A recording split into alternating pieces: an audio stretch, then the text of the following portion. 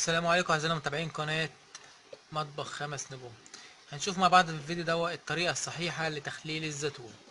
زي ما حضرتك شايفين كده انا جايب كمية زيتون من السوق. تمام. بفضل ان اشتري الزيتون اللي هي الكبيرة، بتبقى كويسة جدا، واختار الزيتون اللي ما فيهاش اي عطاب او اي مشاكل. يعني لما اختار الحاجة المناسبة هتساعدني جدا في التخليل، وهتبقى حاجة كويسة جدا. زي ما حضرتك شايفين ادي حجم الزيتونة كبيرة تمام، يعني مقاربة لحجم الليمونة. هنشوف مع بعض في الفيديو ده الطريقة الصحيحة لتخليل الزيتون. أول حاجة بنجيب الزيتون وننقعه في مية لمدة 3 أيام، مع يوميا لازم أغير المية يوميا، بحيث إن أنا أحط مية جديدة، بحيث لو في أي حاجة، أي مبيدات، أي حاجة حشرات، أي حاجة في الزيتون نفسها هتتغسل وتخلص منه لمدة 3 أيام متواصلة ورا بعض. طبعا هحوش منه الورق والأعشاب وكل حاجة زي ما انتم شايفين كده. وفي الآخر خالص اليوم التالت هتبقى المية مش هتبقى بالشكل، هتبقى مية لونها أبيض خالص في اليوم التالت ده. السلام عليكم اعزائنا متابعين قناة مطبخ 5 نجوم. هنتكلم مع بعض في الفيديو ده ازاي نخلل الزيتون بالطريقة الصحيحة. في فيديوهات كتيرة جدا منتشرة على النت ازاي نخلل الزيتون، لكن انا في الفيديو ده هوضح لكم طريقة سهلة جدا وبسيطة، بعيدا عن التعقيدات، بحيث انكم تقدروا تاخدوا زيتون طعمه حلو جدا وهي. اول حاجه زي ما قلنا لحضراتكم لازم تنقوا الزيتون الكبير اللي هو موجود في السوق. الزيتون الكبير بيبقى ليه طعم جميل جدا وحلو. الحاجة التانية هننقعه بعد ما نجيبه، هننقعه في المية لمدة 3 أيام. طبعا يوميا بنجدد له المية، بحيث إن لو في أي حاجة تروح مع المية، وبحيث إن الزيتون تبقى كويسة. تمام.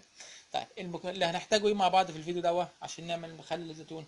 هنحتاج حضراتكم حاجات بسيطة جدا. إيه هي؟ هنحتاج كوبايتين مية زي ما احنا شايفين كده لكل كيلو. كوبايتين ميه او ثلاث كوبايات ميه على حسب الاحتياج لحد ما نملى البرطمان. واحتاج نص كوبايه خل زي ما حضرتك شايفين كده، الكوبايه دي تبقى نص كبيره. واحتاج فنجان ملح زي ما حضرتك شايفين كده، عبارة عن 4 معالق ملح كبير أو 5 معالق زي ما حضرتك محتاجين. يعني لو انتوا عايزين الزيتون يبقى حادق شوية أو ملوحته زيادة، بتزودوا الملح شوية.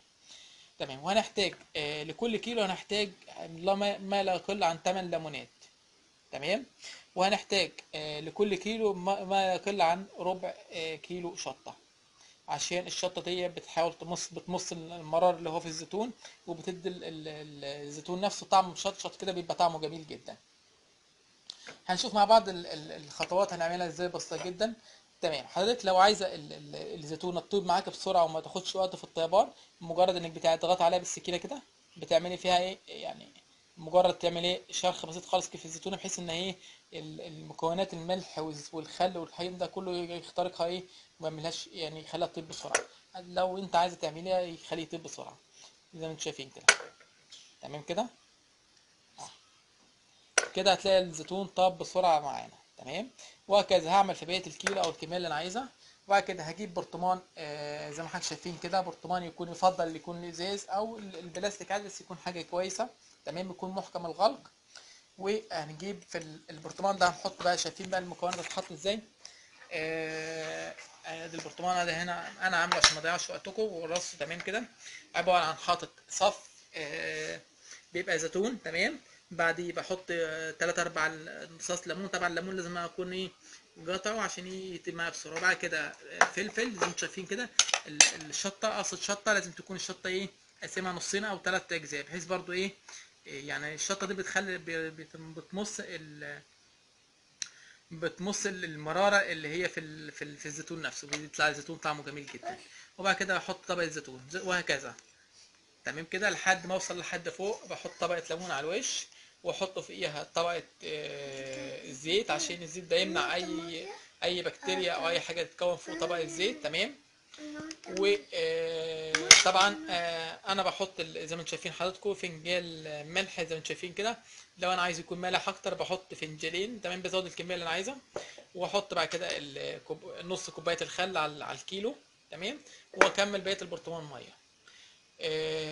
وطبعا لازم كل برطمان احط فيه، هوريكم برضو اللي عشان ما يتكونش اي بكتيريا او اي حاجه على البتاع من فوق كده. انا قلت بنحط طبقه زيت، معلقتين او 3 زيت، عشان ما يتكونش اي بكتيريا.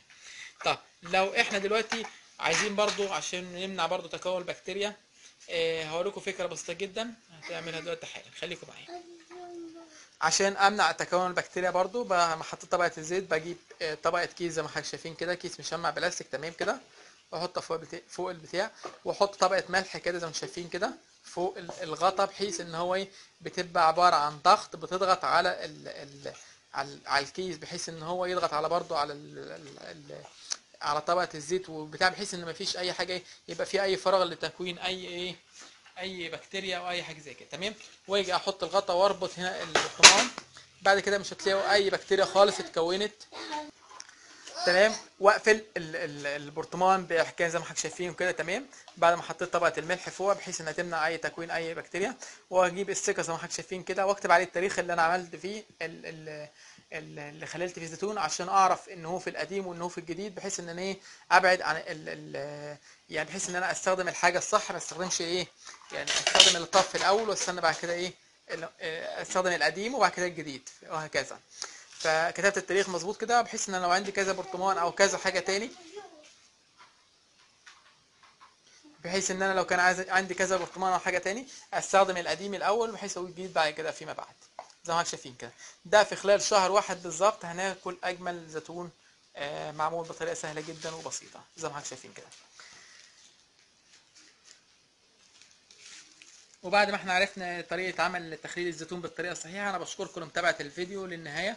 حضرتك لو عجبك الفيديو يا ريت تضغط على زر لايك، لو انت شايف ان الفيديو ده يفيد حد تاني اضغط على زر اعمل لي مشاركة، واكون سعيد جدا لو اشتركت في القناة ودخلت على قناة مطبخ 5 نجوم. هتلاقي فيديوهات كتيرة وموضوعات كتيرة جدا تهمكم في قناة مطبخ 5 نجوم. والسلام عليكم ورحمة الله وبركاته. أعزائنا متابعين قناة مطبخ 5 نجوم، عشان توصلكم إشعارات بالفيديوهات الجديدة اللي هنعملها المفيدة بالنسبة لكم، يا ريت نضغط على زر اشتراك الموجود تحت أي فيديو من الفيديوهات على القناة. اشتراك، أول ما تضغط على زر اشتراك هيظهر لحضراتكم علامة الصح إنكم مشتركين في القناة، وهيظهر جنبها علامة الجرس.